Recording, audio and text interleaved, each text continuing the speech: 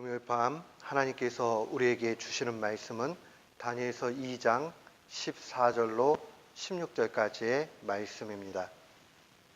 다니엘서 2장 14절로 16절 말씀.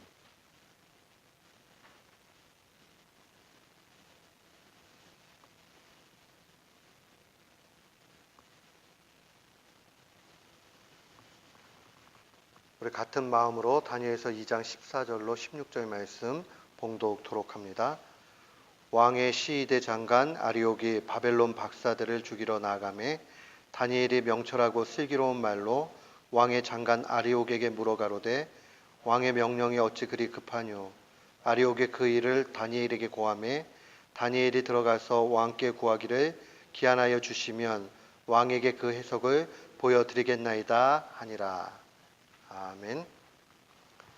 저는 오늘 본문 말씀 다니엘서 2장 14절로 16절 말씀을 통해서 하나님의 은혜는 어떻게 임하는가 라는 제목으로 주의 말씀을 선포하도록 하겠습니다. 기독교 신앙에 있어서 최고의 표현 가운데 하나는 하나님의 은혜라는 말입니다. 하나님의 은혜. 좀 다른 종교나 신앙하고는 굉장히 색다르죠. 하나님의 은혜라고 얘기하면 하나님께서 모든 것을 내게 거저 주셨다 하는 그러한 의미입니다. 특별히 거저 주심에 있어서 우리가 먹고 마시고 생활하고 모든 것도 다 거저 주신 건데 가장 가치 있는 것, 그러니까 값으로 환산할 수 없는 것, 가장 고결하고 가장 가치 있는 거잖아요. 그런데 이 가치 있는 것을 값없이, 미국 사람들은 값없이라는 말을 free라는 말로 사용을 하잖아요. 이 값없이 우리에게 주신 것, 그 중에서도 최고는 아들을 값없이 주신 거죠. 그러니까 하나님께서 우리에게 독생자까지도 거저 그냥 다 주셨다라고 얘기하면 우리가 먹고 마시고 입고 하는 모든 것들, 그런 것은 말할 것도 없는 것이다 볼 수 있습니다. 그러니까 하나님께서 우리에게 하나부터 열까지 모든 것을 다 거저 주셨습니다. 그렇기 때문에 하나님의 은혜라는 말을 들을 때 우리는 참 감격을 합니다. 저도 대학교 2학년 때 또 3학년 이렇게 넘어갈 때 우리 그 교수님 가운데서 아주 그 강의를 마치 설교하듯이 그렇게 아주 깊이 와닿게 하시는 교수님이 한 분 계셨는데 그분이 하나님의 은혜라는 이 단어를 많이 사용하셨어요. 그래서 은혜라는 그 단어를 딱 들으면 강의를 듣다가도 이 마음속에 감동이 절로 오고 뜨거워지고 야, 저 단어 너무 아름답다라는 그런 생각을 했습니다. 정말 우리가 신자라면 누구든지 은혜가 가장 중요하다. 또 은혜가 임하면 못할 것이 없다라고 분명히 확신합니다. 그래서 우리가 은혜를 갈망하고 은혜가 임하기를 간절히 원하는 게 신자의 그 중심이에요. 그런데 우리의 삶 가운데에서 갈등이 생기죠. 은혜가 임하면 다 된다 하는 것을 우리의 머리와 마음은 믿고 있습니다. 그런데 그런 의미보다 우리의 실제적인 상황들로 오게 되면 갈등이 유발됩니다. 자신의 구원의 확신에 대해서 의심하지 않는 성도들이 굉장히 많아요. 그래서 내가 오늘 밤에 주님 앞에 안긴다 할지라도 내 천국 들어간다, 이런 구원의 확신 가운데 있는 사람들이 굉장히 많이 있습니다. 그런데 문제는 이런 구원의 확신을 가지고 있는 사람조차도 오늘날에 내가 겪고 있는 현실의 문제 가운데서 너무 힘들어한다는 사실입니다. 현실의 문제 자체가 해결되지 않고 있기 때문에 구원의 값진 것을 가지고 있으면서도 불구하고 여전히 고통과 그 슬픔의 문제들이 우리 가운데 있다는 겁니다. 어떻게 보면 좀 잔인하게 표현을 하자면 은혜가 무능하다라고 느끼는 성도들이 많다라는 겁니다. 그래, 예수 그리스도를 믿는 걸 통해서 구원받았지. 근데 난 당장 먹는 문제, 마시는 문제, 그 다음에 내 앞에 있는 산적한 감정의 문제, 이런 것들이 해결 안 된다고 라고 하면서 고통스러워하는 것을 보게 됩니다. 은혜가 임하면 모든 게 다 돼 라고 얘기는 하지만 실제 우리의 삶으로 오게 되면 여기서 갈등이 있습니다. 그런데 때때로는 또 은혜 주심에 대해서 오해할 때가 있습니다. 성경을 묵상하다 보면, 말씀을 깊이 연구하다 보면 나타나는 게 결국은 하나님의 뜻대로 되잖아요. 하나님 손에 달려 있잖아요. 그러니까 하나님이 주시지 않으면 아무것도 되지 않는다라는 결론에 다다르게 됩니다. 그렇기 때문에 극단적으로 가면 이렇게 결론 내리기 쉽지요. 하나님께서 당신 뜻대로 하시기 때문에 인간 차원에서는 아무것도 할 것이 없다라고 하면서 좌절과 허무주의에도 빠지게 됩니다. 사탄은요, 굉장히 교묘합니다. 하나님의 말씀까지도 우리를 좌절시키고 낙심시키는 도구로 만들어 갑니다. 그렇기 때문에 우리가 하나님의 은혜의 차원에 대해서 깊이 묵상하지 않고 또 하나님의 은혜의 차원에서 정말 깊이 경험하지 않으면 이 사탄의 유혹에 넘어지기 일쑤입니다. 그렇잖아요. 다 하나님 은혜 가운데 달려있고 하나님 손에 달려있고 하나님이 안 주시면 안 되는 거 맞지요. 근데 이것을 내 차원에서 아무것도 할 수 없기 때문에 나는 진짜 허무하고 좌절스럽고 절망스럽다로 가는 근거가 되면 안 된다는 사실입니다. 하나님의 말씀은 오히려 하나님의 은혜가 각 성도들에게 어떻게 임하는지를 세심하게 증거하고 있습니다.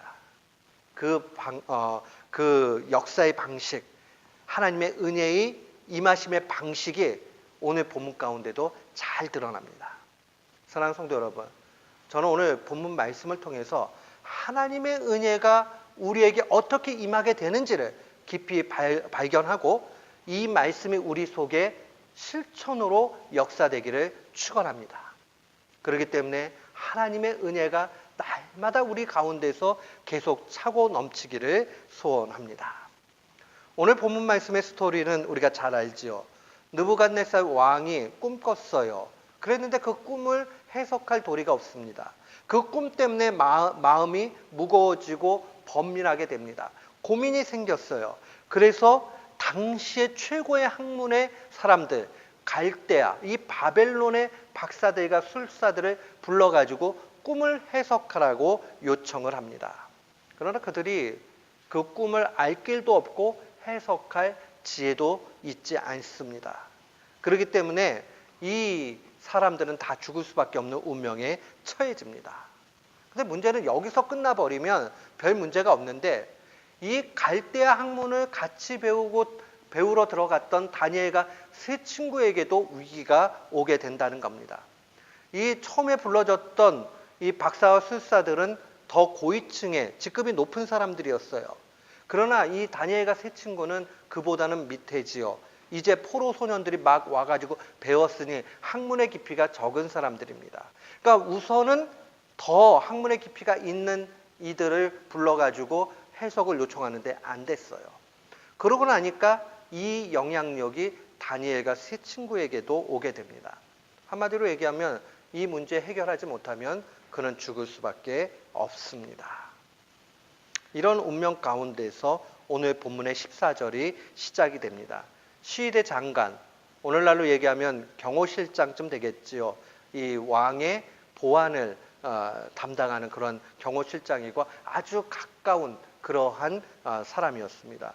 시위대 장관 아리옥에게 다니엘이 말을 하죠. 15절 말씀에 보면 왕의 명령이 어찌 그리 급하냐. 아리옥이 그 일을 다니엘에게 고했다.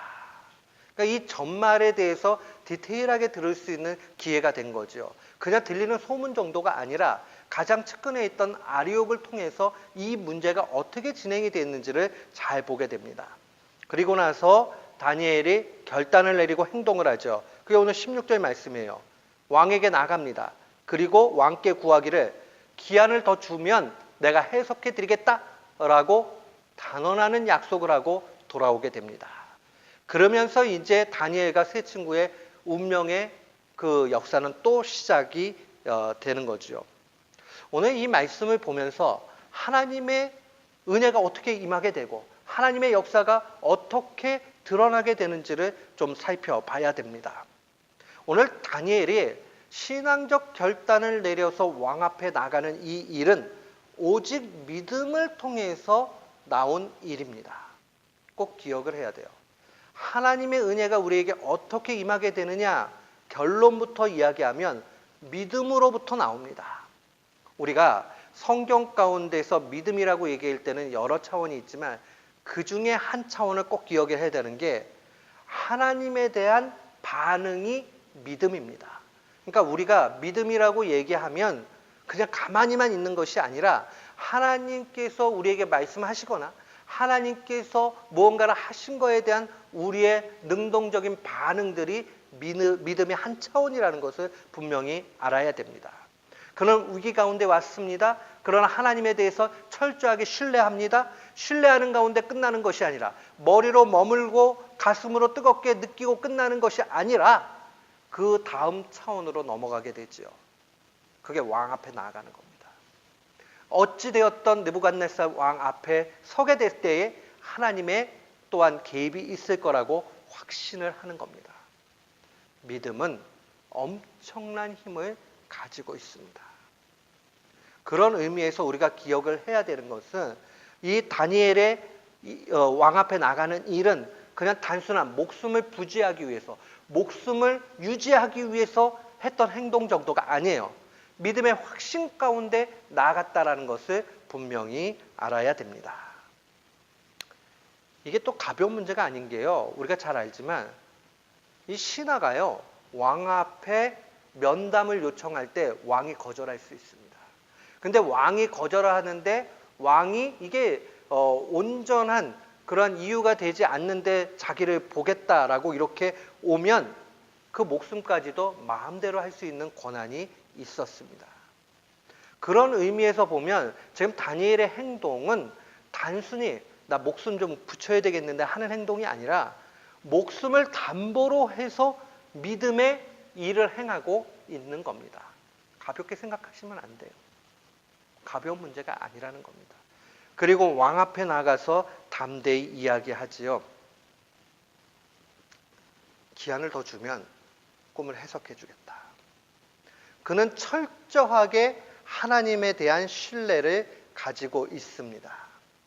하나님에 대해서 의심하지 않고 하나님을 신뢰하고 있다는 것을 보게 됩니다. 그가 자신의 목숨을 담보로 하면서까지도 왕 앞에 설 수 있었던 근거는 하나님에 대한 신뢰였어요. 믿음이었어요. 우리가 보통 심리학에서 신뢰라는 말은요, 마음의 거리를 표현하는 말이다 이렇게 얘기를 해요. 나 그 사람 신뢰해 그러면 마음과 마음이 가까울 때 쓸 수 있는 말이에요. 아무리 먼 거리에 살고 시간을 달리 살아가도요, 어떤 사람을 마음에 두고 있고 가까이 하잖아요. 그러면 그 신뢰감이 있게 되고 가까운 사이입니다. 우리 거리가 멀어지면 마음도 멀어져 하는 말도 약간의 그 일리는 있어요. 그렇지만 신뢰감이 있는 상황에서는요, 공간이나 시간을 초월할 수 있습니다. 그렇기 때문에 우리가 보통 신뢰라고 얘기를 하면, 믿는다라고 얘기를 하면 그 믿음이라는 것은 마음의 거리를 이야기하는 겁니다. 다니엘은 하나님과 마음의 거리가 매우 가까웠습니다. 그래서 하나님이 어찌하든지 간에 이 일들 가운데 선하게 역사하실 거라는 확신이 있습니다. 근데 이런 것을 세상 학문자들도 갖고 있었던 일이었습니다. 앞선 10절과 11절 말씀 보면 이런 기록이 나와요. 세상에는 왕의 그 일을 보일 자가 하나도 없으므로 라는 말이 나오고, 11절에 보면 육체와 함께 거하지 아니하는 신들 외에 왕 앞에 그것을 보일 자가 없다. 왕의 꿈을 알릴 자도 없고 왕의 꿈을 해석할 자도 없다. 오직 육체를 초월한 영적인 존재만이 이것을 알 수 있다라는 거죠. 그들이 얘기하는 영적인 실체라는 것은 뭐 영물 얘기하면 타락한 천사들, 사탄까지도 다 포함하는 거겠죠. 그러나 그들은 그 차원까지만 보니까 참 하나님을 보지 못하는 거죠. 근데 다니엘은 지금 알고 있어요. 그 잡신들과는 차원이 다른 그 위에 계신 창조자 하나님을 보고 있다는 사실입니다. 하나님을 철저히 신뢰하니 두려울 것이 없고 당당함이 있게 됩니다. 그래서 다니엘은 알고 있죠. 아하, 이 똑똑한 박사들과 술사들이 결국은 그 실체, 진짜를 못 찾아서 그렇지 어렴풋이 알고 있구나. 그 정말 육체와 함께하지 아니하는 신들만 알려줄 수 있다라고 얘기했을 때 그 신은 오직 한 분, 하나님이라는 것을 다니엘은 알았던 것이고 박사와 술사들은 거기까지 가지 못한 것입니다. 우리의 신앙도 이럴 수 있어요. 은혜가 임하면 은혜가 모든 것을 다 해결하지, 은혜 충만하면 돼 라는 것을 알지만 은혜가 우리에게 어떻게 임해지고 그 은혜의 역사가 어떻게 역사되고 있는지를 알지 못하면 언제나 다람쥐 쳇바퀴 돌듯이 안 되잖아 하면서 마음을 답답하게 여길 수밖에 없게 됩니다. 다니엘은 확고했어요. 하나님이시라면 이 문제 해결된다. 그것은 큰 문제가 되지 않는다. 흔들리지 않는 믿음, 이 믿음 가운데 나아가고 있는 것을 보게 됩니다. 사랑하는 성도 여러분, 이 하나님에 대한 무한 신뢰, 이 무한한 믿음은 무엇으로 그 다음 나타나냐 하면 민감함으로 나타나게 돼 있어요. 사랑하는 성도 여러분, 우리가요 마음과 마음이 가까우면요 금세 캐치해냅니다. 그리고 무언지를 깨닫게 돼요. 목회를 하다 보면 그런 일들을 많이 경험을 합니다. 예민하게 이렇게 되다 보면 그 민감성 속에서 영혼의 상태를 살펴볼 수 있는 모습이 나타납니다. 오늘 그게 14절에 기록이 되어졌어요. 하나님에 대해서 철저하게 신뢰를 가지고 있으니 민감함으로 나타나게 됩니다. 사랑하는 성도 여러분, 내가 하나님과 거리가 가까운지 뭔지 잘 모를 수 있고 은혜가 무엇인지 모를 수 있어요. 그런데요, 어떤 성도들을 바라보면 영적으로 굉장히 민감해서 빨리 반응하는 성도들을 보게 됩니다. 목회자만 그런 거 아니에요. 일반 성도님들 가운데서도 아주 민감하게 반응이 나타나는 분들이 있습니다. 14절 말씀에 보면 다니엘이 명철하고 슬기로운 말로 아리옥에게 말했다라고 기록합니다. 여기서 명철하고 슬기로운 말이라는 것은 그가 똑똑해서 이렇게 말을 아주 딱 맞게 했다, 그런 의미가 아니에요. 지금 영적으로 민감한 가운데 반응하는 것을 표현하는 말입니다. 그러니까 학습에 의한 것이 아니라 이 지혜롭고 슬기로운 이러한 명철한 말, 이 말 자체는 영적인 하나님의 도우심 가운데서 그가 민감하게 반응하며 나아가는 것을 의미합니다. 위기죠. 절체절명의 상황에서도 하나님의 그 뜻하심과 일하심에 대해서 민감하게 반응할 수 있는 그 판단력이 다니엘에게 있었다는 것을 보게 됩니다. 이것을 우리는 종종 성령의 민감함이다라는 말로 표현을 합니다. 저도 그 말 표현하는 거 참 좋아해요. 성령의 민감함. 지나고 나면 내가 그때 그걸 어떻게 생각을 했지? 이런 일들이 되게 많아요. 성령에 민감한 사람들은 어떤 특징이냐면요, 성령에 민감한 사람은 하나님의 말씀이 잘 생각이 납니다. 내가 무언가 이 상황에 놓여졌는데 갑자기 하나님의 말씀이 생각나는 걸 통해 가지고 마음을 컨트롤하게 되는 일들이 많이 나타납니다. 그래서 성경을 부단히 읽어라, 성경의 좋은 말씀들을 암송하라 하는 데는 그 의미가 있습니다. 그냥 암송한다고 그냥 되는 게 아니라 암송하려고 그러면 어떻게 해야 돼요? 여러 번 읽게 되죠. 여러 번 읽다 보면 그 안에서 성령님의 움직이심을 분명히 느끼게 됩니다. 제가 아는 목사님, 이름 되면 아주 유명한 목사님인데 이 목사님이 설교 준비하실 때 원리를 하나 가르쳐 주신 게 있어요.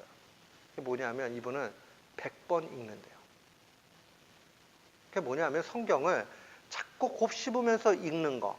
성경 말씀대로 하면 묵상하는 자. 이 묵상이라는 말이 속아 되새김질하는 거라고 말씀드렸죠.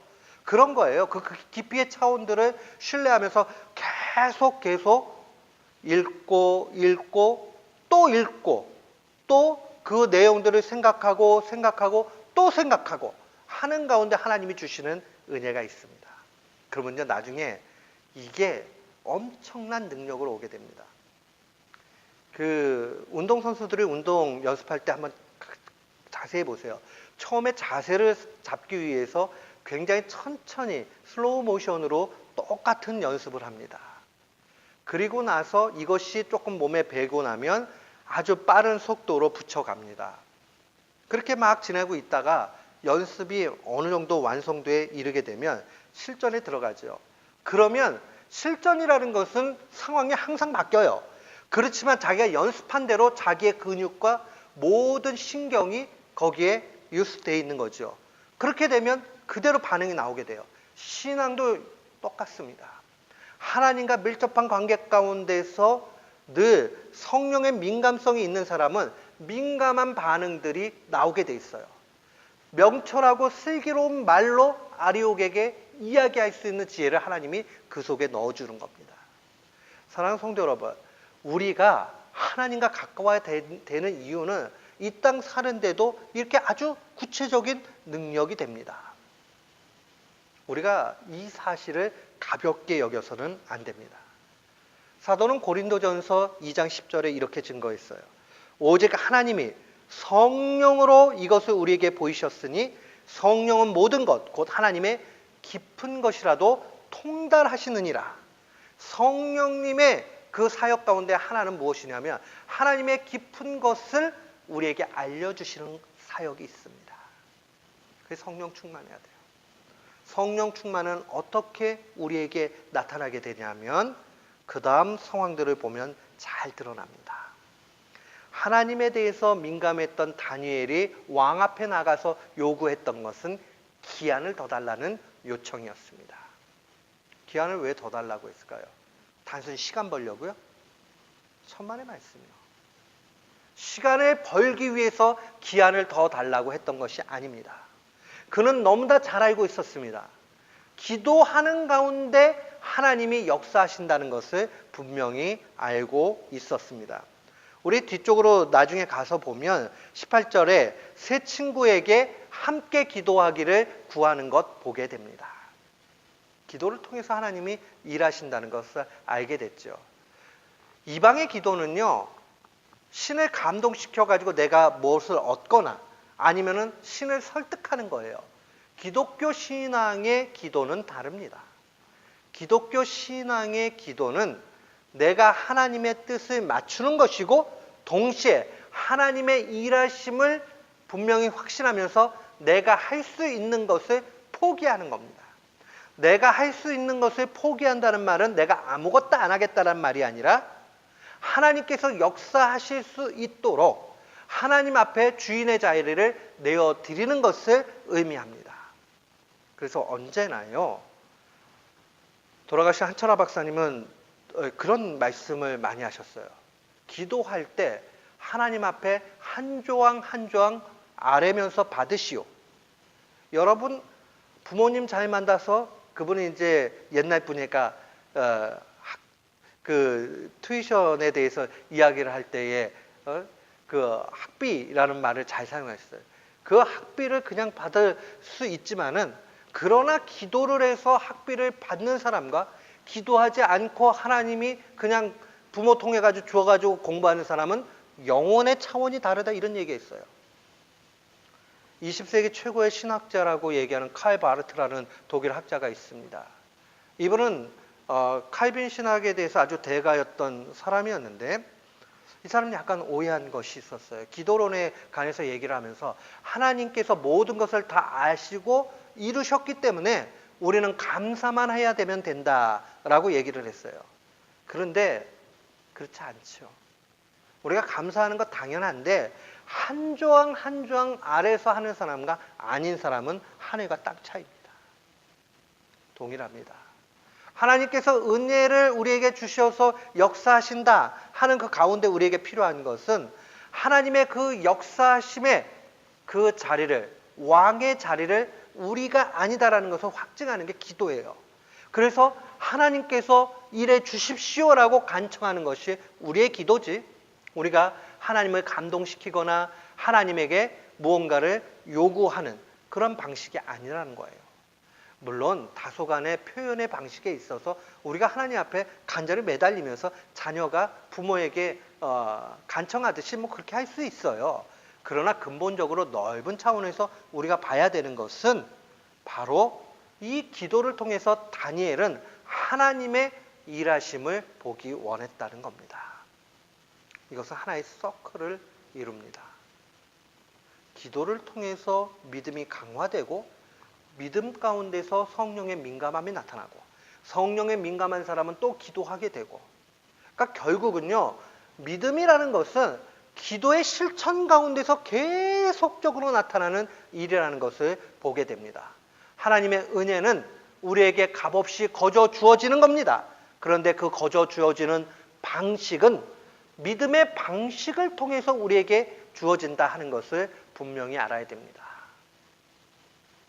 우리가 기도할 때 이방의 기도와 같이 무엇을 입을까, 먹을까, 마실까 단순히 그 차원에서 기도하는 것 아닙니다. 우리의 주인이 하나님이라는 사실을 알고 하나님 앞에 모든 것을 맡기는 겁니다. 시간을 벌기 위한 수단 정도가 아니라 그가 시간을 요구했던 것은 바로 왕 대신 하나님에 대한 선포였다는 것을 기억해야 됩니다. 참된 기도는 요술방망이 아닙니다. 내 뜻을 이루기 위한 수단이 아닙니다. 만약 그렇게 되어버리면 금세 하나님을 저버리게 됩니다. 내 뜻대로 되지 않거나 하나님이 내 시간표에 맞춰주지 않으면 낙심하고 좌절하고 하나님을 저버리게 돼요. 그러나 기도라는 것이 근본적으로 하나님의 은혜의 역사의 차원 가운데 가는 것이라는 걸 알면 포기해야 되는 것은 나의 고집과 나의 생각이지 하나님의 뜻이 아니라는 것을 분명히 알아야 됩니다. 기도는 하나님께 전적으로 맡기는 겁니다. 내가 할 수 있는 것을 0%로 만드는 겁니다. 그러니까 자기를 철저하게 부인해야 되겠지요. 제자들이 궁금했어요. 예수님은 쉽게 귀신도 내쫓고 막 이러는데 자기네들은 아무리 해도 안 된단 말이에요. 그러니까 주님께서 마가복음 9장 28절로 29절에 이렇게 말씀하십니다. 집에 들어가심에 제자들이 조용히 묻자오되 우리는 어찌하여 능히 그 귀신을 쫓아내지 못하였나이까. 이르시되 기도 외에 다른 것으로는 이런 종류가 나갈 수 없다라고 말씀하십니다. 왜요? 기도는 은혜가 임하는 통로이기 때문에 그러합니다. 기도를 통해서 우리는 하나님을 가장 가까이 할 수 있고 하나님을 신뢰할 수 있고 하나님의 신뢰 가운데 민감할 수 있고 그 민감함은 다시 기도로 나타나기 때문에 그러합니다. 사랑하는 성도 여러분, 기도하지 않고 하나님의 은혜를 기대하는 것은 어리석음이 되고 맙니다. 언젠가 제가 아는 분하고 이야기하면서 그분이 이런 얘기를 해요. 자기는 하나님의 역사의 차원을 시간과 관련해서 생각을 한다. 그러면서 아주 쉬운 말로 얘기했어요. 하나님을 신뢰하고 하나님이 역사하시고 하나님이 전능하다라고 믿는다면 지금 이 시간 내가 안 됐다고 해서 내일도 안 될 것이라고 하는 것만큼 어리석은 것 없다라고 얘기했습니다. 시카고 지역에 있는 한 변호사 얘기입니다. 그분이 저한테 그런 얘기를 했어요. 이야기하면서 자기는 그렇게 생각한대요. 그래서 좌절하거나 낭망하거나 할 이유가 별로 없다라는 거예요. 물론 우리가 사람이니까 좌절하고 낭망할 수 있어요. 그런 감정이 올 수 있어요. 그러나 그때마다 우리는 이겨야 됩니다. 지금 안 됐다고 해가지고 내일도 안 되고 모레도 안 되고 영원히 안 될 거라고 생각할 이유가 전혀 없는 것입니다. 다니엘은 지금 그 차원을 아주 잘 보고 있습니다. 결국 이 문제를 하나님께서 해결하실 것이다. 왜요? 이런 확신이 어디서 나오죠? 하나님의 선하심, 하나님의 전능하심, 하나님께서 분명히 크게 역사하실 거라는 그 사실을 알고 있기 때문입니다. 경험해서 할까요? 아니요. 지금 이 사건을 경험했기 때문에 알고 있는 것이 아니라 하나님과 가까워지니 하나님이 보여지기 시작하는 겁니다. 하나님을 가까이 하니 보여지기 시작하는 겁니다. 그래서 또 기도해야 됩니다. 믿음이 더 좋아지기 위해서 기도하는 거고요. 정말 명철과 지혜로운 슬기로운 사람이 되기 위해서 기도해야 되는 것이고요. 기도를 통해서 하나님이 역사하시기 때문에 또 기도해야 하는 겁니다. 하나님은 믿음을 통해서 역사하십니다. 은혜를 베풀어 주십니다. 그 하나님을 기대할 뿐만 아니라 그 하나님 앞에 맡기십시오. 그 하나님이 모든 것을 이루십니다. 저는 이 밤에 우리가 정말 하나님의 은혜의 차원들을 바라보면서 승리하기를 원합니다. 은혜의 차원들을 바라보면서 내 앞에 있는 산적한 문제들과 어려움이 하나님의 은혜의 방식으로 분명히 해결됩니다.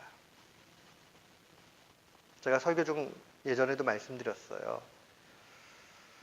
목사님 아들인데 나중에 신학교 교수가 되셨고 저한테 제가 신대원 다닐 때 조직신학 가르쳐 주셨던 교수님입니다.